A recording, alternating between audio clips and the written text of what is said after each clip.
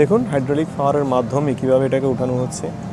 আমাদের দেশে যেমন পার্কিং ব্যবস্থা থাকে বিভিন্ন গাড়ি পার্কিং করার জন্য, এখানে নৌকা পার্কিং করার জন্য, নোঙ্গর করার জন্য এই মেরিনা স্থাপন করা হয়েছে।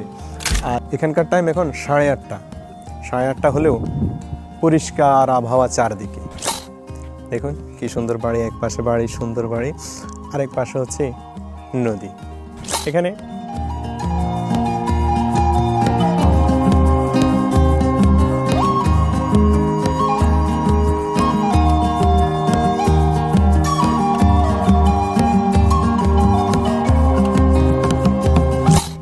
আগের একটা ভিডিওতে বলেছিলাম ইংল্যান্ডের সন্ধ্যা নামতে 9:30 বা 10টা বাজে। বিষয়টা শুনে অনেকে বিভ্রান্ত হয়েছেন, কিভাবে আসলে সম্ভব।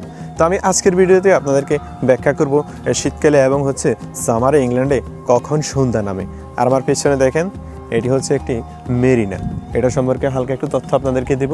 আর আমার পেছনে দেখেন অনেকগুলো নতুন কাঠামোর ঘর দেখা যাচ্ছে, যেগুলোকে এখানে বলা হয়ে থাকে নিউ বিল্ড হোম। ঘরগুলোর দাম, আবাসন ব্যবস্থা কেমন, সব হচ্ছে যে আপনাদেরকে এই ভিডিওতে জানানোর চেষ্টা করব। চলুন আমার সাথে কিছুক্ষণ থাকুন। আমি এখন দাঁড়িয়ে আছি চাটহাম মেরিটাইম মেরিনা, এই জায়গাটার নাম এটাই। আর আমার পেছনে যে নৌকাগুলো দেখা যাচ্ছে এগুলা এই মেরিনায় নোঙ্গর করে রাখা হয়। এগুলা সব হচ্ছে ব্যক্তি মালিকানাধীন নৌকা। লোকজন সারা সপ্তাহ ডিউটি শেষে ব্যক্তি মালিকানাধীন নৌকাগুলো নিয়ে এখান থেকে বের হয়।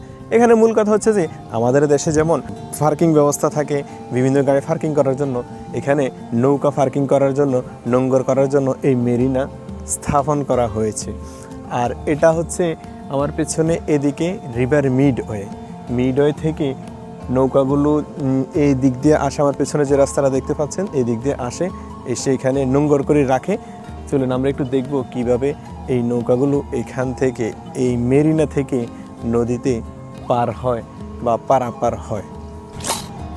আমি এখন দাঁড়িয়ে আছি রিভার মিডওয়ের সামনে। আমার পেছনে এটা রিভার মিডওয়ে। আর আপনাদেরকে যেটা বলেছি মেরিনাতে যেভাবে নৌকা পার হয় সেটা হচ্ছে এদিকে দেখেন একটা গেট, এই গেট দিয়ে নদীর ওই পাশ থেকে নৌকা এখানে এই গেটের ভিতরে ঢুকানো হয়। এই ক্যানেলের ভিতরে ঢুকানোর পর এই দিকটা লক করে দেওয়া হয়েছে আর ওই দিকটা খোলা হচ্ছে। অলরেডি দেখুন আমার পেছনে একটা নৌকা অপেক্ষারত আছে, সেই নদী থেকে এসেছে নোঙ্গর করার জন্য মেরিনাতে যাবে।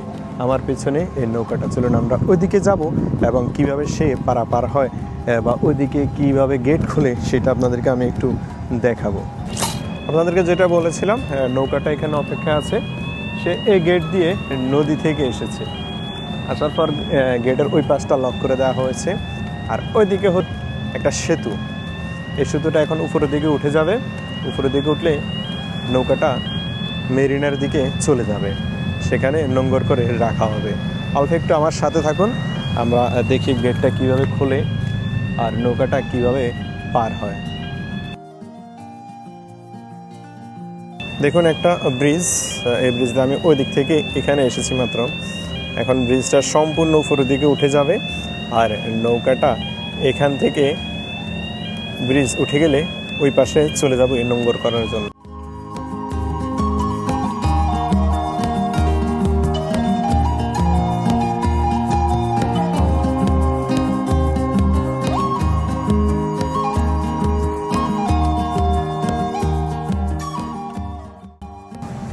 আসলে সুন্দর একটি বিষয়,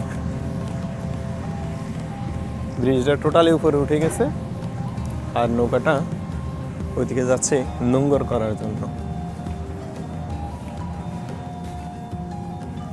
এটা কিন্তু যাতায়াতের রাস্তা, সুন্দর বাড়িগুলো এ পাশে আর এখানে যাতায়াতের যে রাস্তাটা অল্প সময়ের জন্য ব্রিজটা উঠে গেছে, নৌকা তার নোঙ্গরখানার দিকে চলে যাচ্ছে। দেখুন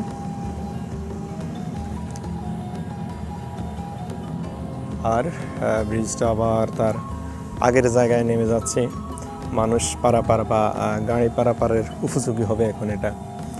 এখন কিন্তু এটা ব্লক হয়ে আছে দুই পাশ, মানুষ বিকল্প রাস্তা আছে অবশ্য ওই পাশ দিয়ে, তবে গাড়ি যাতায়াতের ক্ষেত্রে এখন প্রতিবন্ধকতা তৈরি হয়েছে এটার কারণে।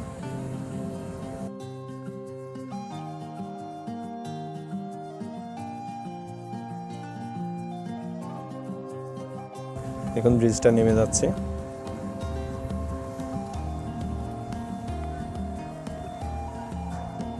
গেটটা সম্পূর্ণ নেমে গিয়েছে দেখুন। এখন এটা মানুষ পারাপার এবং গাড়ি পারাপারের উপযোগী, একজন অলরেডি চলে গিয়েছে। এটাই হচ্ছে এই মেরিনা থেকে নদীতে নৌকা পারাপারের সিস্টেম। তো এখানে নৌকাগুলো নিরাপদ, পানির ব্যবস্থা, গ্যাসের ব্যবস্থা, বিদ্যুৎ ব্যবস্থা সব কিছু এখানে বিদ্যমান, তাই মানুষ এখানে নৌকাগুলো পার্কিং করে রাখে।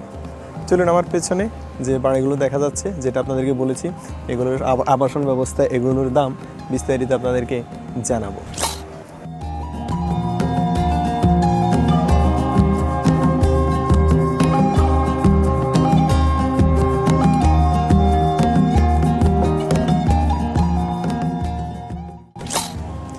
এতক্ষণ আপনাদেরকে মেরিনা দেখিয়েছিলাম, এখন আপনাদেরকে জানাবো এদেশে সামারে কখন সূর্যাস্ত এবং সূর্যোদয় হয়। আগের একটা ভিডিওতে বলেছিলাম 9:30 বা 10টার দিকে এখানে সন্ধ্যা হয়, তখন অনেকেই বিভ্রান্ত হয়েছে। আজকে বিষয়টা ক্লিয়ার করব, কেন এই টাইমে সূর্যাস্ত বা সন্ধ্যা হয়, পাশাপাশি শীতকালে কখন সকাল এবং সন্ধ্যা হয় সেটা আপনাদেরকে জানাবো। এখন দেখুন, এখানকার টাইম এখন 8:30। 8:30 হলেও পরিষ্কার আবহাওয়া চারদিকে। চলুন, আপনাদেরকে আমি পেছনের ক্যামেরা দিয়ে, আমার পেছনে দেখুন খুবই চমৎকার কিছু বাড়ি দেখা যাচ্ছে। এগুলো দেখাতে দেখাতে বিষয়টা আপনাদেরকে ব্যাখ্যা করে বলি। ইংল্যান্ডে বর্তমানে সামার চলছে, এখন জুলাই মাস। এখানে সূর্য ওঠে ভোর প্রায় 4:45 আর সূর্য ডোবে রাত 9:20 দিকে, অর্থাৎ দিনের আলো থাকে প্রায় 16 ঘন্টা 30 মিনিটেরও বেশি। বাংলাদেশে যখন সন্ধ্যা হয়ে যায় তখন এখানে মানুষ বাগানে বসে চা খাচ্ছে, হাঁটছে কিংবা বাচ্চারা খেলছে। এখন যদি প্রশ্ন করেন কেন রাত 10টা পর্যন্ত আলো থাকে, এর কারণ পৃথিবীর অক্ষ 23.5 ডিগ্রি হেলে রয়েছে।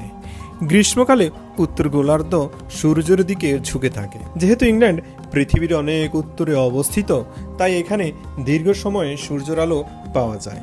এই কারণেই রাত 9:20 সূর্য ডুবলেও রাত 10টার কাছাকাছি পর্যন্ত আকাশে আলো থাকে।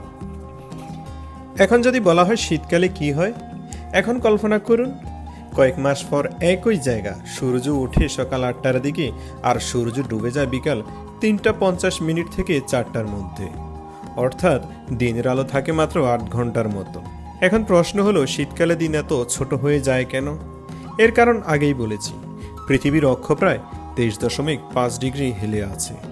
শীতকালে উত্তর গোলার্ধ সূর্য থেকে কিছুটা বিপরীত দিকে হেলে থাকে, ফলে সূর্যের আলো ইংল্যান্ডে কম সময়ের জন্য পড়ে।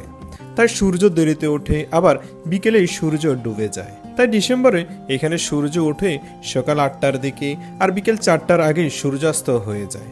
তাই দিনের আলো থাকে মাত্র প্রায় 8 ঘন্টা। অর্থাৎ সামারে যেখানে দিনের আলো থাকে 16 ঘন্টারও বেশি, সেখানে শীতকালে তা প্রায় অর্ধেকে নেমে আসে। তাই ইংল্যান্ডে সামার আর উইন্টারের জীবনযাত্রার মধ্যে এত বড় পার্থক্য দেখা যায়। তাই শীতের দিনে অনেক মানুষ সকালে অন্ধকারে অফিসে যান এবং সন্ধ্যায় অন্ধকারে বাড়ি ফেরেন।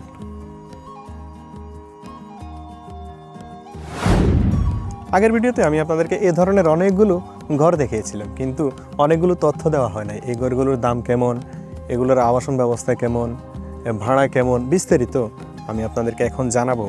চলুন, আমি পিছনের ক্যামেরা দিয়ে ঘরগুলোর সৌন্দর্য দেখতে দেখতে আপনাদেরকে বিস্তারিত তথ্য দিব। চলুন আমরা ওইদিকে যাই আর কিছু তথ্য জানি। এখন যে বাড়িগুলো দেখছেন সেগুলোকে ইংল্যান্ডে বলা হয় নিউ বিল্ড হোমস, অর্থাৎ সম্প্রতি নির্মিত আধুনিক বাড়ি। এগুলো শুধু দেখতে সুন্দর নয়, বরং পুরনো বাড়ির তুলনায় অনেক বেশি এনার্জি সাশ্রয়ী। এই বাড়িগুলো কে বানায়? অনেকে ভাবেন সরকার এই বাড়িগুলো তৈরি করে। আসলে বেশিরভাগ বাড়ি তৈরি করে বড় বড় ডেভেলপার কোম্পানি।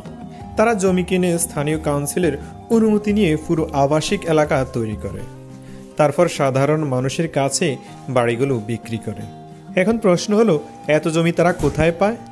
বেশিরভাগ ক্ষেত্রে কৃষি জমির মালিক, ব্যক্তিগত জমির মালিক, পুরনো কারখানা এলাকা কিংবা অব্যবহৃত সরকারি জমি থেকে জমি কেনা হয়। তারপর বহু বছরের পরিকল্পনার মাধ্যমে পুরো আবাসিক এলাকা গড়ে তোলা হয়। এখন আসি সবচেয়ে বেশি করা প্রশ্নে, এই ধরনের বাড়িগুলোর দাম কত?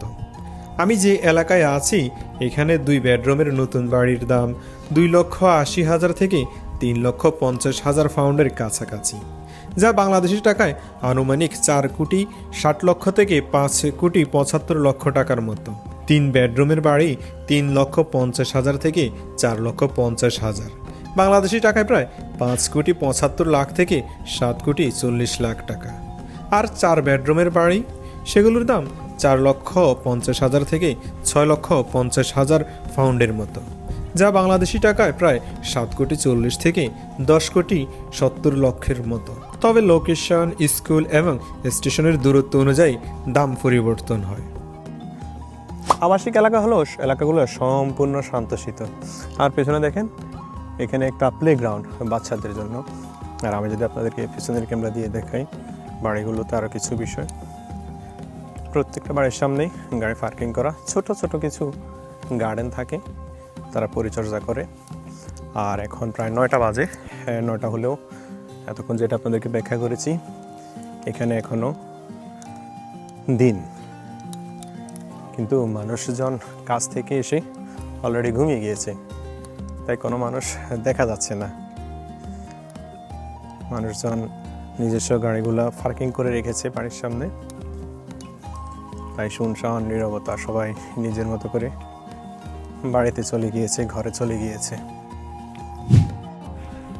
অনেকেই ভাবেন এত সুন্দর বাড়িগুলো কি শুধু কেনাই যায়? আসলে না, ভাড়াতেও পাওয়া যায়। আমি যেই এলাকায় আছি, একটি নতুন 2 বেডরুমের বাড়ির মাসিক ভাড়া সাধারণত 1200 থেকে 1500 পাউন্ডের মতো হয়। 3 বেডরুমের বাড়ি 1500 থেকে 1900 পাউন্ডের মধ্যে, আর 4 বেডরুমের বাড়ি 2000 পাউন্ড বা তারও বেশি হতে পারে। বাংলাদেশি টাকা হিসাব করলে মাসে কয়েক লাখ টাকা ভাড়া দিতে হয়। অবশ্য সঠিক ভাড়া নির্ভর করে বাড়ির অবস্থান, আকার এবং সুযোগ সুবিধার উপর। এতক্ষণ আপনাদেরকে যে চমৎকার বাড়িগুলো দেখিয়েছিলাম, দেখুন আমার পেছনে আরও কয়েকটা দেখা যাচ্ছে। এগুলো হচ্ছে রিভার মিডওয়ে, এটার তীরে অবস্থিত। দেখুন কি সুন্দর বাড়ি, এক পাশে বাড়ি, সুন্দর বাড়ি, আরেক পাশে হচ্ছে নদী। এখানে আরেকটি বিষয় পেছনের ক্যামেরা দিয়ে দেখায়, এখানে একটি মেমোরিয়াল।